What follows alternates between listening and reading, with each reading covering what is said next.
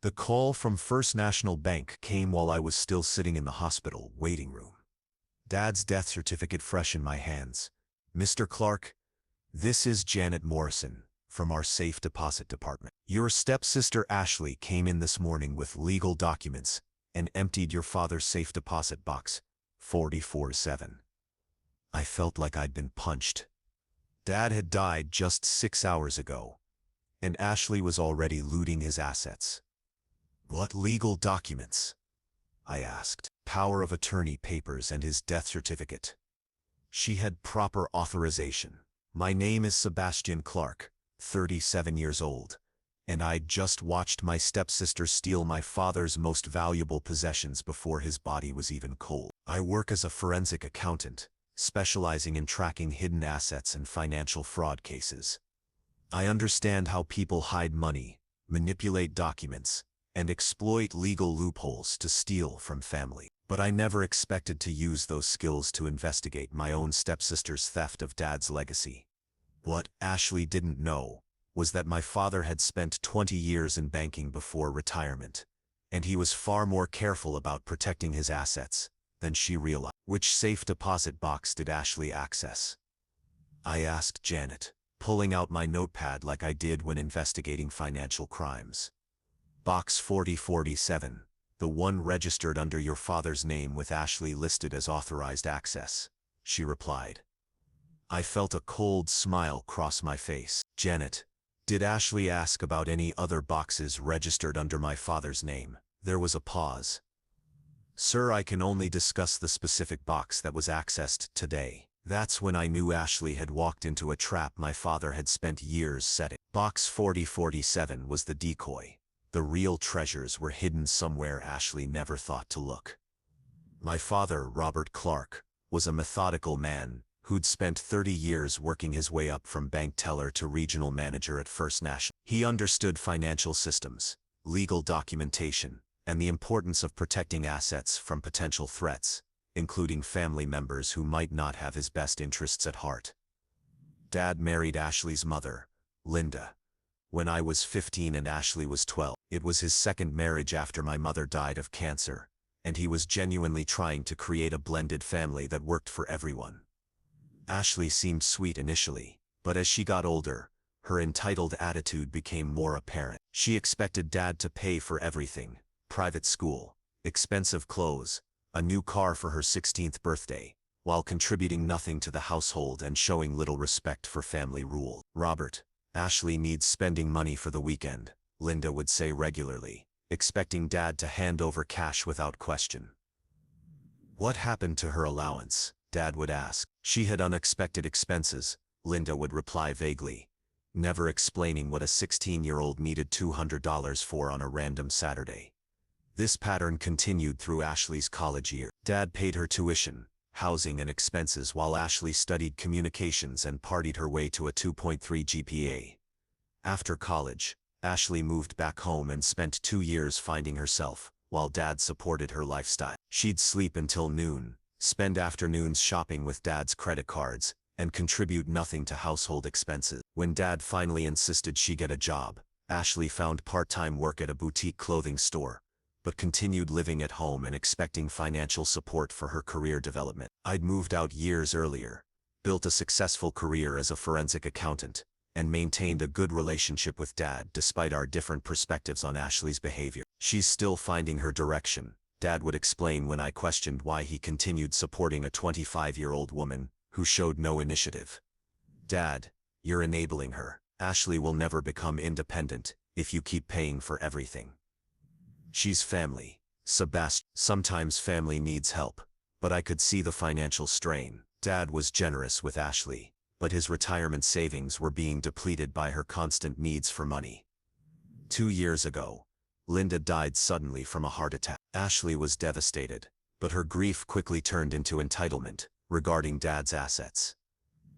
"Linda always said Dad would take care of me," Ashley told me after the funeral. "She made him promise to treat me like his own daughter." This was true, but Ashley interpreted taking care of her as unlimited financial support, rather than helping her become self-sufficient. Within months of Linda's death, Ashley had moved back into Dad's house permanently, and was treating him like a personal. Dad's getting older, Ashley told me during one family dinner. He needs someone around to help him, and it makes sense for me to live here. Dad was 72 but in excellent health, perfectly capable of living independently. Ashley's help consisted mainly of using his house as a free hotel while spending his money. During this period, Dad started making changes to his financial arrangements. He'd always been private about money, but he became even more secretive about his assets and estate planning. Sebastian, I'm updating some legal documents, Dad told me last year. I want to make sure everything's organized properly. Do you need help with anything financial? I deal with estate planning in my forensic work. I've got it handled, son, but I appreciate the offer. Dad worked with his longtime attorney, Margaret Foster, to update his will and organize his assets. He'd always been thorough about documentation, but his recent changes seemed more complex than typical estate planning. 6 months ago, Ashley's behavior escalated. She started talking about Dad's legacy and her role in preserving family assets. Sebastian, Dad has significant assets that need proper management, she told me. I've been helping him organize his financial affairs. This concerned me because Ashley had no financial education or experience with asset management. She'd never shown interest in Dad's money beyond spending it. What kind of help are you providing? Just making sure everything's documented properly. Dad's getting older, and he needs someone trustworthy to handle important matters. Ashley had convinced Dad to give her power of attorney for financial decisions, ostensibly to help with day-to-day banking if he became incapacitated. I warned Dad about the potential for abuse. Power of attorney gives Ashley access to all your accounts and assets. Are you sure that's wise? Ashley's been very helpful with organizing my paperwork, Dad replied, and she's family. But I noticed that Ashley was asking specific questions about Dad's assets, not general caregiving questions, but detailed inquiries about account balances, investment values and asset locations. Last month, Dad was diagnosed with stage 4 pancreatic cancer. The progression was rapid, and doctors gave him 6 to 8 weeks. During Dad's final weeks, Ashley became increasingly focused on protecting his legacy and ensuring proper transition of family assets. She spent hours with Dad, ostensibly providing comfort, but I noticed she always had legal documents or financial paperwork with her during these visits. We need to make sure everything's in order, Ashley would say when I questioned her constant presence with official papers. 3 days before Dad died, he asked to speak with me privately. Sebastian, I need you to know something important, Dad said weakly. Ashley thinks she understands my financial situation, but she doesn't see the complete picture. What do you mean? I've been in banking for 30 years, son. I learned how to protect assets from people who might not have my best interests at heart. Dad handed me a small key and a folded piece of paper. This is for safe deposit box 20. It's registered under my mother's maiden name, Grace Thompson. Only you know about this box. I looked at the paper, which contained detailed instructions about accessing the box and handling its contents. Dad, what's in the box? Evidence, he said quietly. Evidence of everything Ashley's been doing, and assets she doesn't know exist. Dad died 2 days later, peacefully in his sleep at home. Ashley was with him, along with hospice nurses and me. Within hours of Dad's death, Ashley had contacted attorney Margaret Foster about estate proceedings and visited First National Bank to access Dad's safe deposit box. When Janet Morrison called me about Ashley's bank visit, I realized Dad's planning was already in motion. I drove to First National that afternoon and asked to speak with Janet about my father's accounts. Mr. Clark,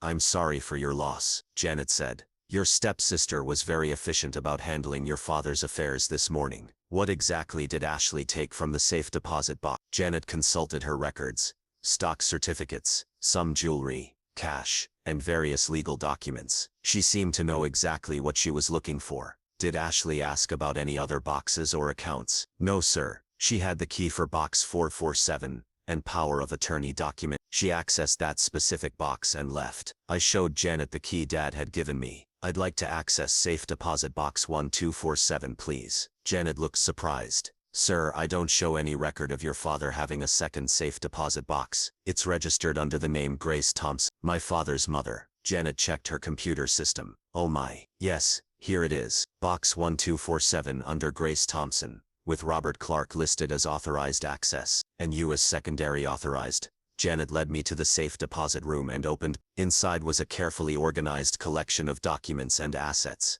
that revealed the full scope of Dad's planning. First, There were detailed financial records showing Dad's actual asset portfolio, which was significantly larger than what Ashley had discovered. The contents of Box 447 represented only about 30% of Dad's total wealth. Second, there were copies of every financial transaction Ashley had made using her power of attorney over the past 6 months. Dad had been monitoring her activities and documenting her unauthorized use of his accounts for personal expenses. Third, there was a revised will dated 1 week before Dad's death, witnessed and notarized properly, which revoked Ashley's inheritance due to her abuse of power of attorney privileges and misuse of trust. Fourth, there were investment accounts and CDs totaling over $800,000 that Ashley had no knowledge of, all properly documented with beneficiary designations naming me as the sole heir. But the most damaging evidence was a collection of recordings Dad had made during his conversations with Ashley over the past several months. Dad had been secretly recording Ashley's visits, capturing her attempts to manipulate him into changing his will in her favor and her discussions about accessing his assets immediately after his death. In one recording from 2 weeks before Dad died, Ashley's voice was clear. "Dad, you need to make sure I have access to everything right away when you're gone. I don't want Sebastian complicating things with legal challenge." In another recording, Ashley discussed her plans for Dad's money.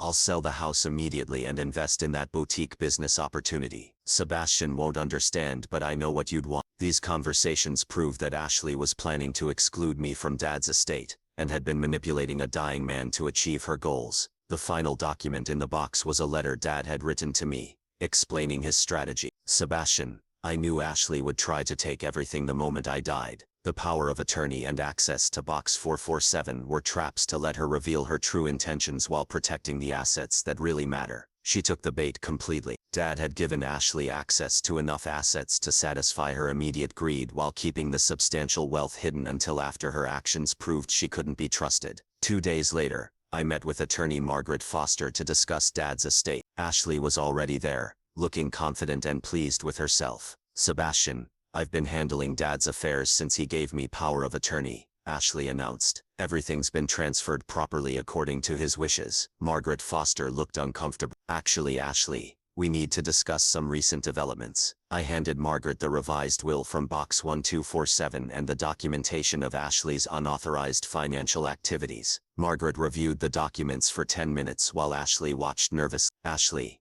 this revised will revokes your inheritance due to abuse of your power of attorney privileges," Margaret explained. "It's properly witnessed and supersedes any previous estate planning."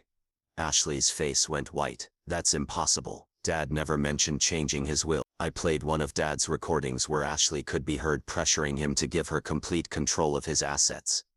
"Ashley, this recording proves you were manipulating Dad during his final illness," Margaret said. "Combined with evidence of unauthorized use of his accounts, this supports the will revision."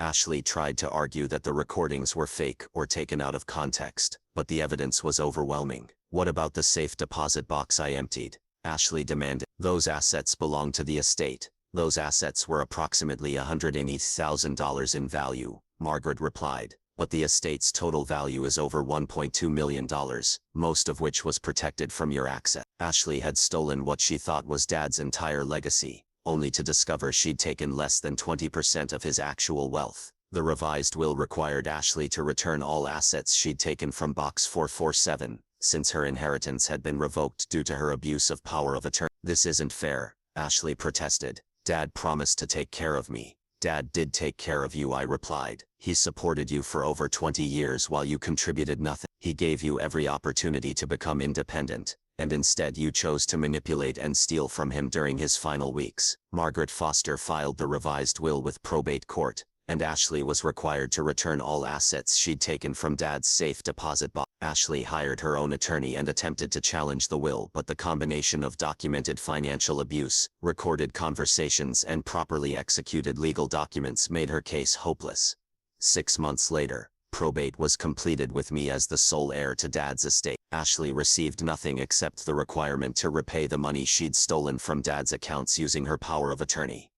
Ashley eventually moved out of state, unable to afford living in our hometown without Dad's financial support. The experience taught me that my father was much smarter than Ashley ever realized. She'd spent years seeing him as an easy target for financial manipulation, never understanding that his banking background had taught him exactly how to protect assets from greedy family members. Dad's trap worked perfectly. Ashley revealed her true intentions by immediately looting what she thought was his entire estate, while the real wealth remained safely hidden until her actions proved she didn't deserve it. Sometimes the best way to expose someone's character is to give them exactly what they think they want and watch what they do with it. Ashley thought she was stealing Dad's legacy, but she actually just disqualified herself from inheriting it.